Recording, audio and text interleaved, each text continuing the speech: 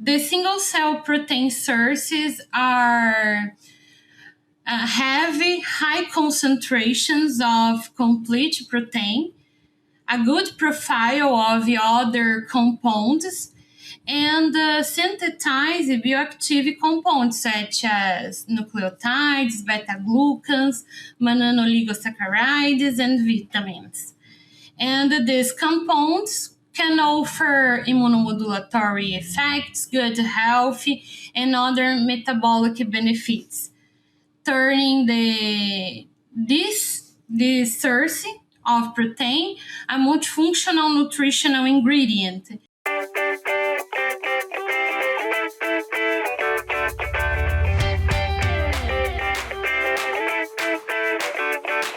Welcome to the Pet Food Science Podcast, powered by Wisenetics, your trusted source for the cutting-edge science and insights driving the global pet food market forward. Whether you're a nutritionist, product developer, marketer, veterinarian, or decision maker in the pet food space, this podcast is your go-to for staying competitive and informed. From emerging research and regulatory shifts to ingredient innovation and sustainability trends, we cover what matters. I'm your host, Dr. Kate Shoveler, a professor of companion animal nutrition at the University of Guelph. I have a background in comparative animal nutrition and 2 decades of working alongside industry partners. Let's dive in today's episode and explore the differences between yeast and other bacterial probiotics and alternative proteins with Dr. Letitia Pacheco. Letitia graduated in animal science from UNESP in the Jaboticabal campus, where she holds a master's and a doctorate in monogastric nutrition under the guidance of Olis Carciofi. She has experience in poultry, canine, and feline nutrition, protein metabolism and physiology, and the use of yeast in animal nutrition, with an emphasis on yeast extracts for flavor enhancement in feed and immune modulators. Currently, she is a technical and regulatory affairs specialist at BioOrigin and is conducting postdoctoral research under the supervision of Dr. Olis Carciofi. Welcome, Letitia. Thank you, Kate. It's a pleasure to stay here. Yeah, so I gave a very brief introduction, but could you tell the listeners a little bit more about your academic and industrial journey? I worked with chickens in my master's, with amino acids conversion and sources of protein. And in my doctoral, I worked with old and young dogs and the protein metabolism. So I worked a long time with that. At BioOrigin, I worked in R&D center for 4 years. And after this, I'm with the commercial and technical now, and some regulatory affairs with animal nutrition and alcoholic fermentation yeasts to pet food. Excellent. I feel that now that you have added the alcohol portion, that we should talk about it's cachaça, right? That really strong Brazilian liquor. We have a lot of meals of alcoholic fermentation and production of sugar and ethanol. Excellent. Well, we'll try to stay away from the alcohol questions. For more than 20 years, BioOrigin manufactures high-quality yeast-based ingredients through a sustainable biotechnological process, guaranteeing full traceability from the crop to the bowl. Through specialization in the fermentation process, BioOrigin brings the right solution for specific nutritional, palatability, and health appeals, such as gut health, immune system, skin health, weight control, and more. BioOrigin's products are natural origin, non-GMO, and certified sustainable by Bonsucro. BioOrigin is your partner for high-quality, yeast-based ingredients to add value to pet foods worldwide. Learn more at bioorigin.net. So let's get a little bit more into exploring these protein sources, and particularly thinking about yeast beyond what a lot of has been already covered on the podcast.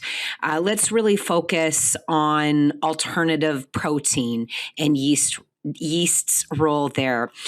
So the pet food industry, like every industry, is really evolving, and we've heard a lot about alternative proteins, whether those be alternative plant proteins or insect proteins.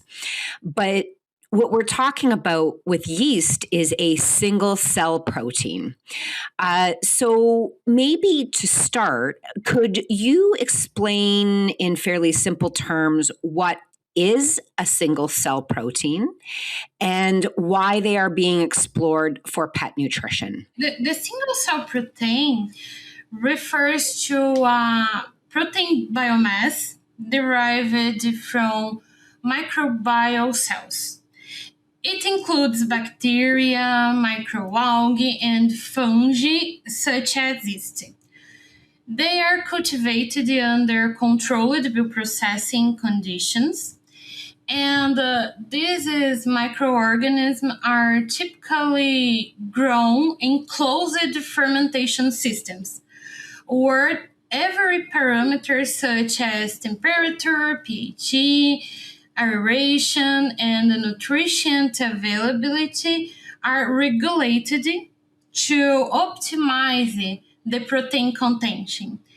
And it functions similarly a high-precision bioreactor system designed specifically for their production.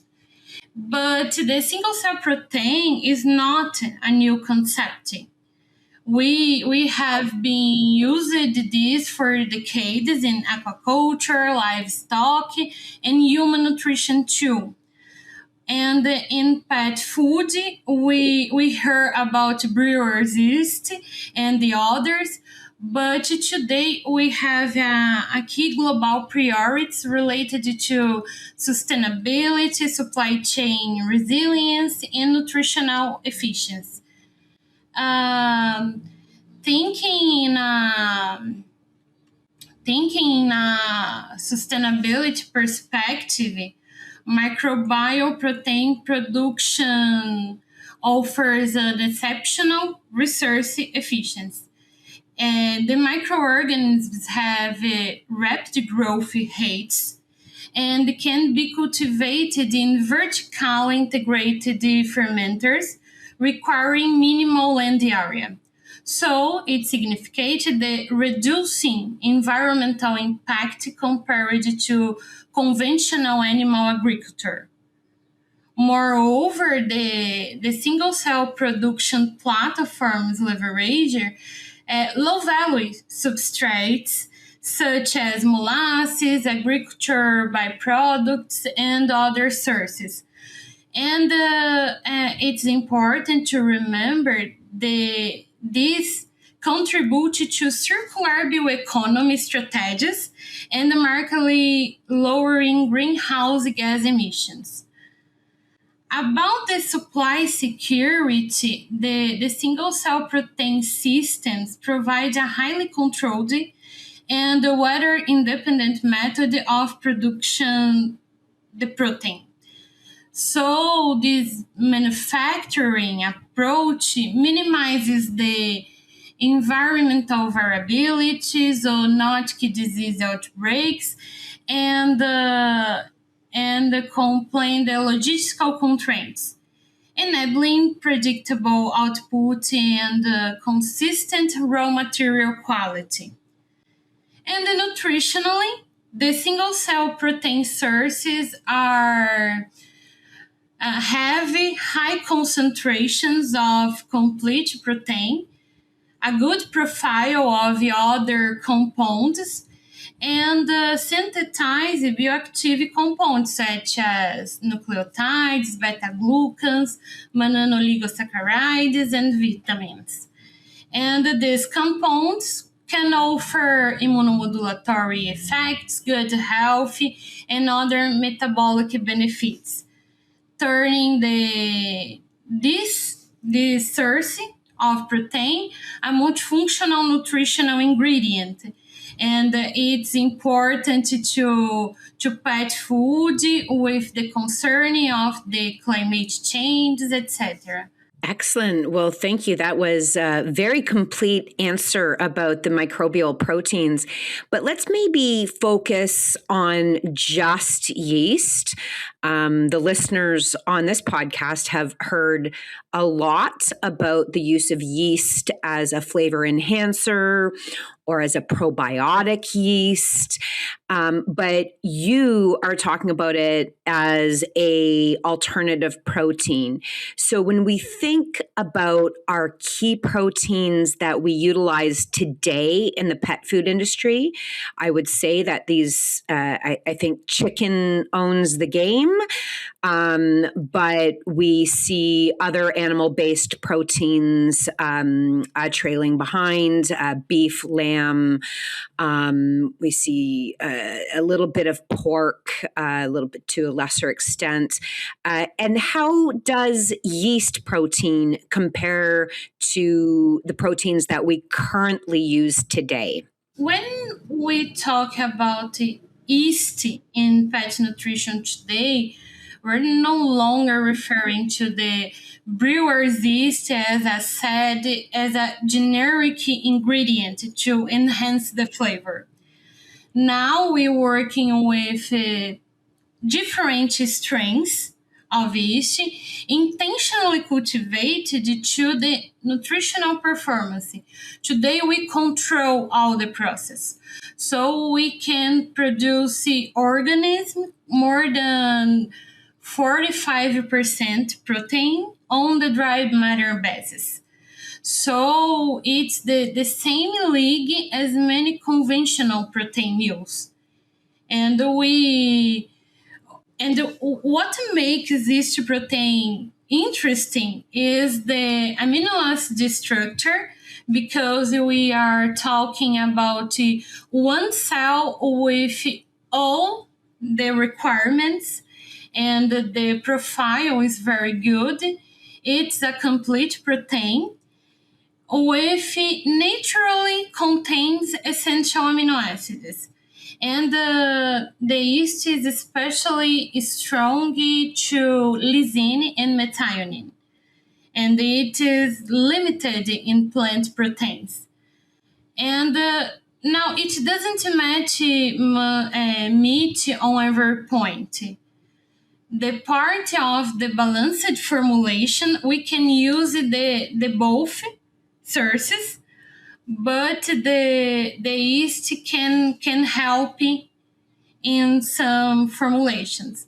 Digestibility is another advantage, because the modern process of fermentation and technologies, we can provide the yeast ingredients with digestibility values above 85 and 90% in pets.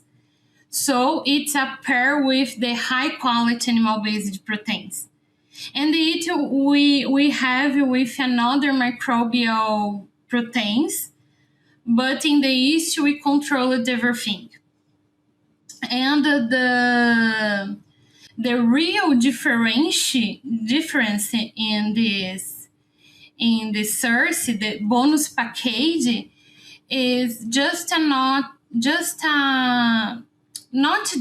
a protein source. It's a naturally symbiotic ingredient.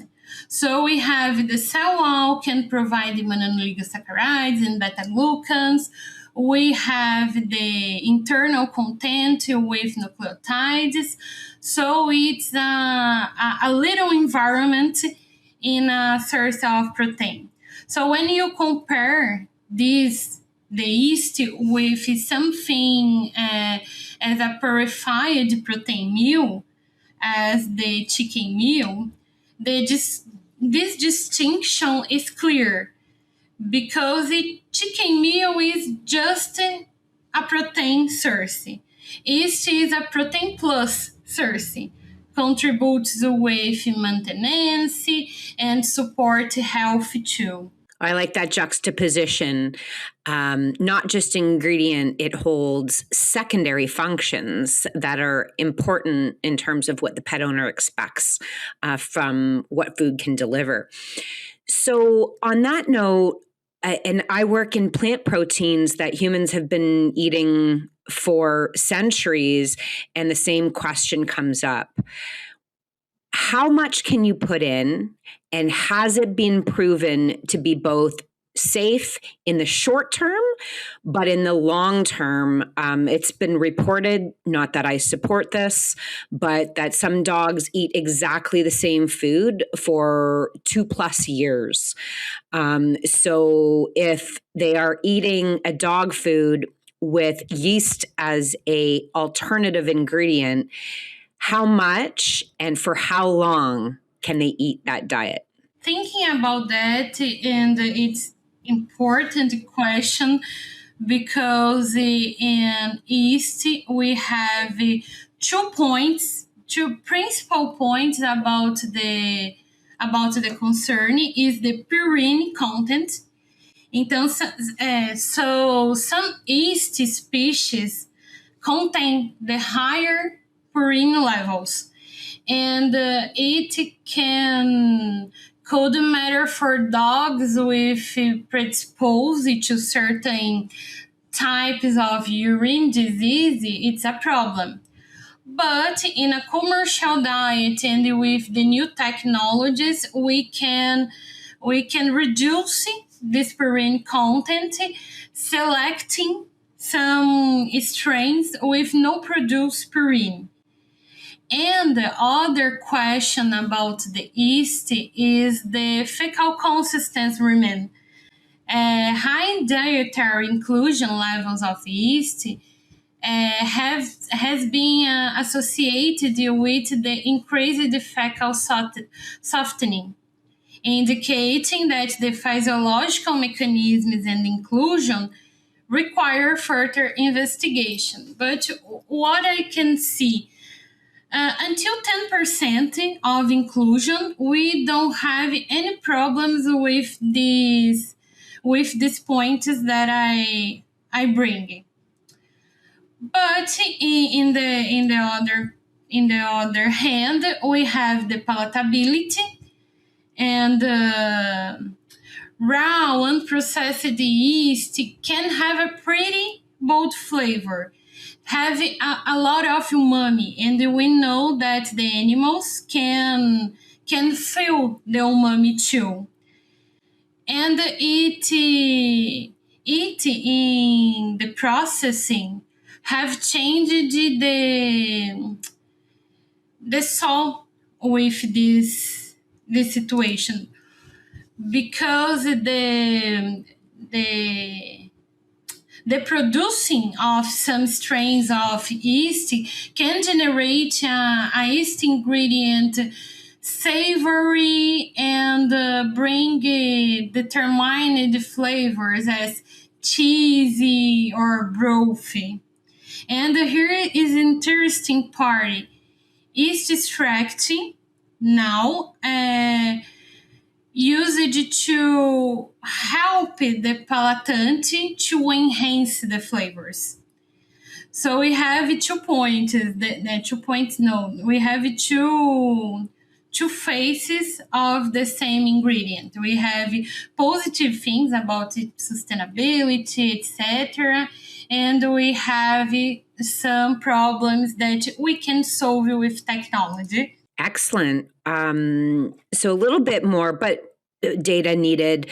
But I would also say, while stool softening or looser fecals are not what the consumer desires, it doesn't necessarily point to a negative physiological effect, which is why you have to follow up with more research, right? So, yeah, thank you for that. Well, I think the last point about alternative proteins is really their impact on the global climate.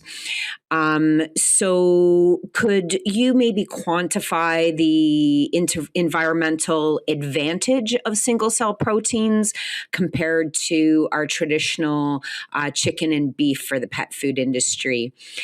And then maybe a comment about whether you think this will be accepted by the pet owner. This is my favorite question about the yeast in comparison with the other sources of protein.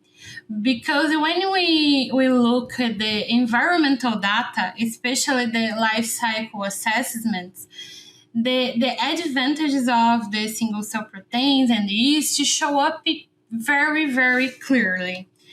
So let's start with the land use. Uh, Yeast production requires 90% less land than beef to produce the same amount of usable protein.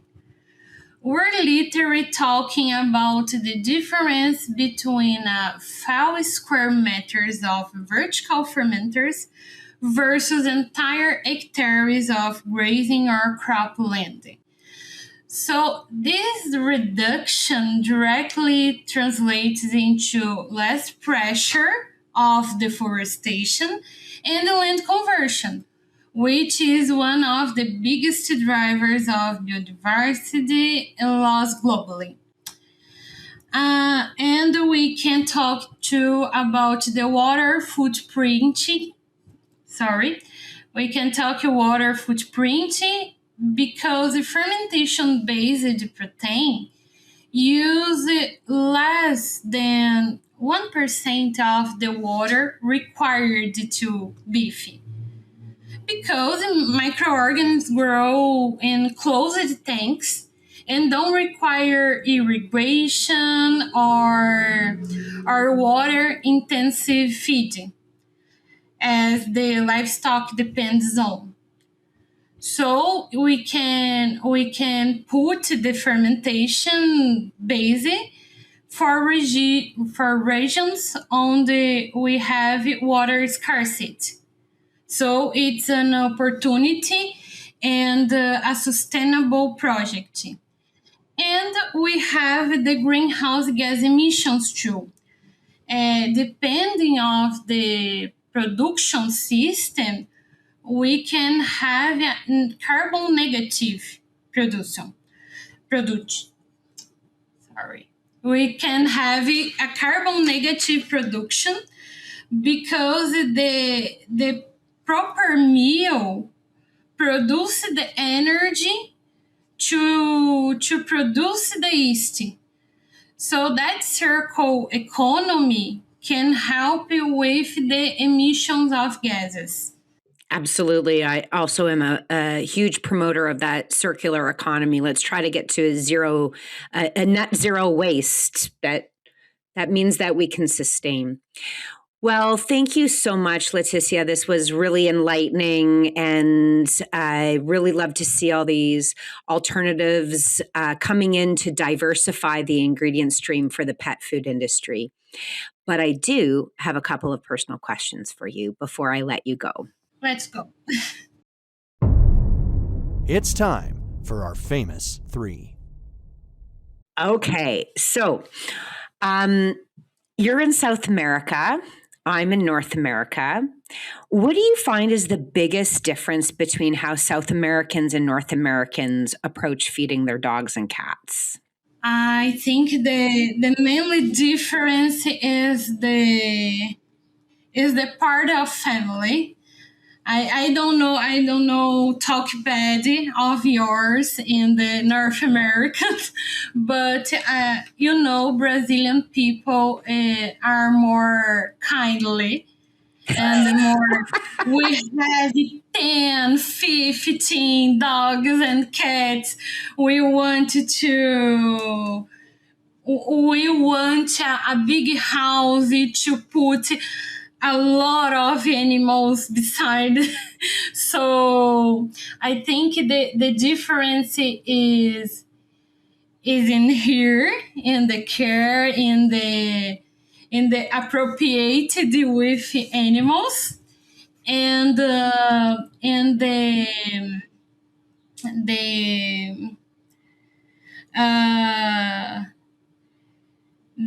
behavior of consumer, because in the North American, I saw in the market, I don't know, please tell me if I'm wrong, but I saw that you prefer the wet food, the food as you eat. And here we prefer the kibble, the dry food to animals.